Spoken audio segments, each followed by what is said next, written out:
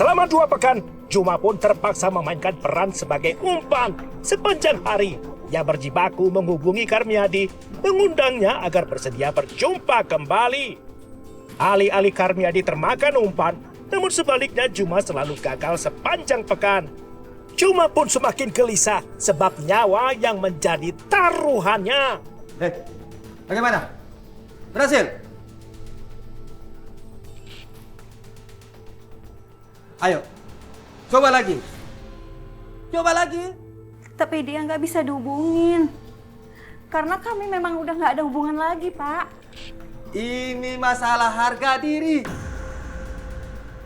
Tidak bisa dilupakan begitu saja. Cepat. Kamu pancing dia ke sini atau kamu yang mati. Juma semakin tak berkutik lagi, mendatangkan Karmiadi kembali menjadi harga mati.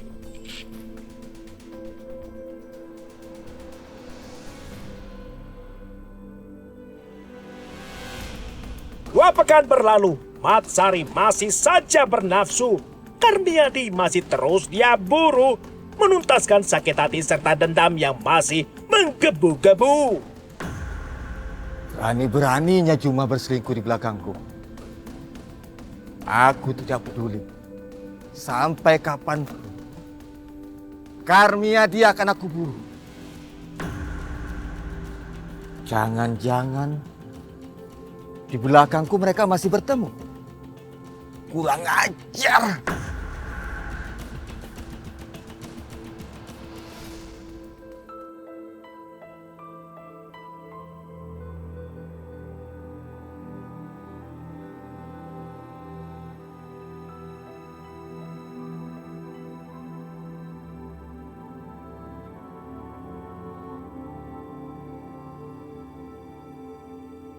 Lalu secara kebetulan, Matsari bertemu dengan sosok Karmiadi di tengah perjalanan.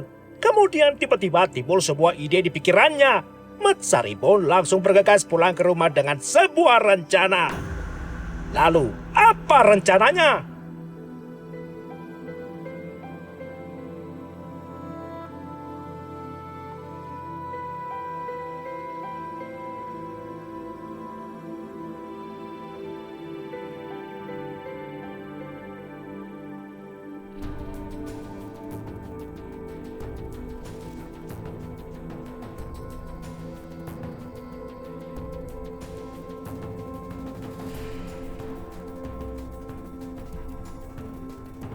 Matsari tak mau menyanyiakan kesempatan. Setibanya ia langsung mengambil celurit dari lemari pakaian.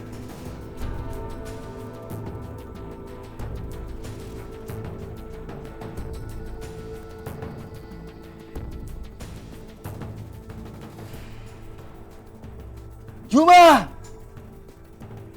Juma! Di mana kamu? Juma! Juma! Juma!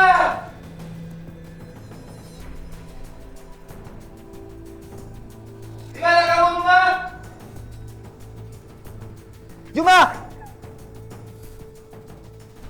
Hei, Juma! Sudah, hentikan itu. Ayo, kamu ikut aku sekarang. Ikut kemana, Pak? Aku sudah bertemu dengan si Karmiadi. Aku akan habisin dia. Ayo, ikut aku sekarang. Kenapa aku harus ikut, Pak? Aku takut. Kamu harus mau. Kamu harus mau jadi umpan dia. Cepat, sekarang ikut aku. Tapi, Pak, aku takut, Pak. Omong kosong. Sudah, ayo. Pak. Sudah, ayo.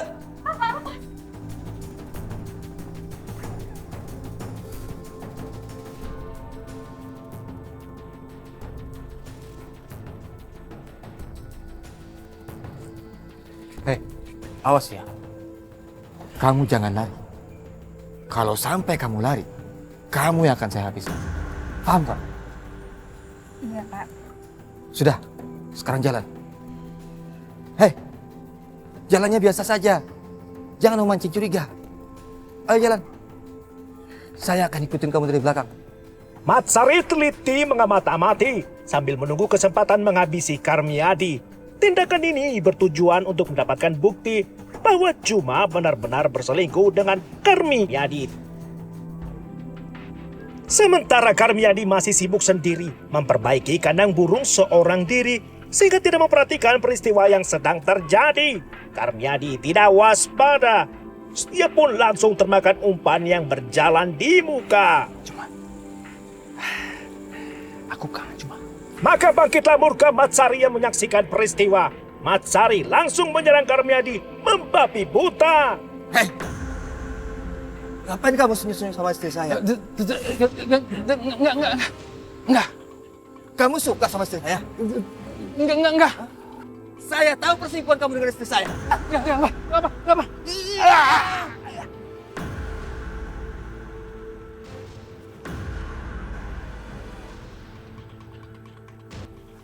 Dalam sekejap, Karmiadi pun tamat. Lantaran takut ditangkap warga, Matsari langsung kabur meninggalkan korban yang bersimbah darah. Maka berakhirlah juga skandal asmara ketika sang lansia flamboyan meregang nyawa di kubangan darah. Aksi keji Matsari membuat gempar masyarakat Bali. Terlebih lagi, cerita di balik peristiwa menjadi buah bibir penduduk Pulau Dewata. Sebuah skandal asmara yang menelan korban nyawa tetangga. Hasil visum ahli forensik dari Rumah Sakit Umum Pusat Sangla menyimpulkan bahwa penyebab kematian korban ialah kekerasan tajam pada leher korban yang mengakibatkan terpotongnya tulang bagian leher ruas ke-6 dan pembuluh dadi tulang belakang kanan yang menimbulkan kerusakan sumsum tulang belakang serta pendarahan. Hasil pemeriksaan luar jenazah ditemukan luka-luka terbuka seperti luka bacok pada bagian leher jenazah yang hampir putus pula. Ironisnya, pemantik peristiwa bermula ketika Matsari menemukan bekas cupang di leher Juma, pacar gelap Karmiadi. Demikianlah kasus akhirnya bisa terungkap setelah Matsari berhasil ditangkap. Ketika lokasi persembunyian Matsari dan istrinya Juma terlacak berada di sebuah rumah di Desa Muding di Kecamatan Kuta Utara.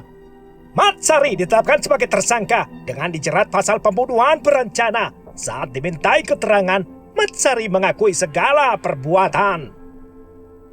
Ya kasihanlah kita karena kita waktu itu pas tepas itu Pak ya karena helap lah karena istri digituin gitu. Untuk kita sendiri karena mohon maaf karena ini merah-merah akhirnya saya tegur Pak gitu. Kalau untuk ketemu ya di depan kos itu aja langsung lari mereka. Tidak cukup dengan kata khilaf, walau ditambah permintaan maaf, perbuatan tindak pidana Matsari pun digelar lantas diadili di pengadilan negeri.